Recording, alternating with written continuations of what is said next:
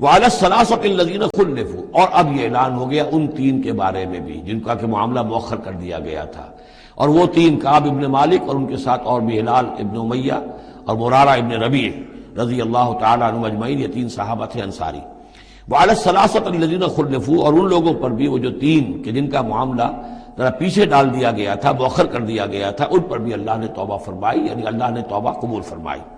حتیٰ اذا ضاقت علیہم الارض بما رحبت، یہاں تک کہ جب زمین ان پر اپنی تمام کشادگی کے باوجود تنگ پڑ گئی، وضاقت علیہم انفسہم، اور ان پر اپنی جانیں جو ہے بھاری ہو گئیں، وظنوا ان لا ملجا من اللہ الا الیہ، اور انہیں یقین ہو گیا کہ اللہ تعالیٰ سے بچ کر جا کر کوئی اور پناہ گاہ ہے ہی نہیں سوائے اس کے کہ اسی کی جناب میں آ کر پناہ لی جائے۔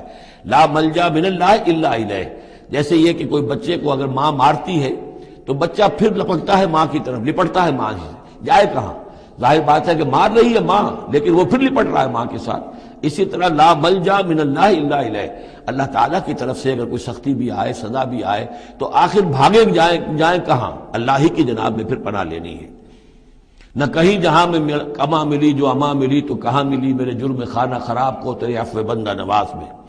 ثم تاب علیہم لیتوبوا، تو اللہ تعالیٰ نے ان کی توبہ قبول فرمائی تاکہ وہ بھی دوبارہ متوجہ ہو جائیں اور اپنی جو بھی کمزوریاں تھیں ان کو رفع کریں۔ ان اللہ هو التواب الرحیم، یقیناً اللہ تعالیٰ تواب ہے اور رحیم ہے۔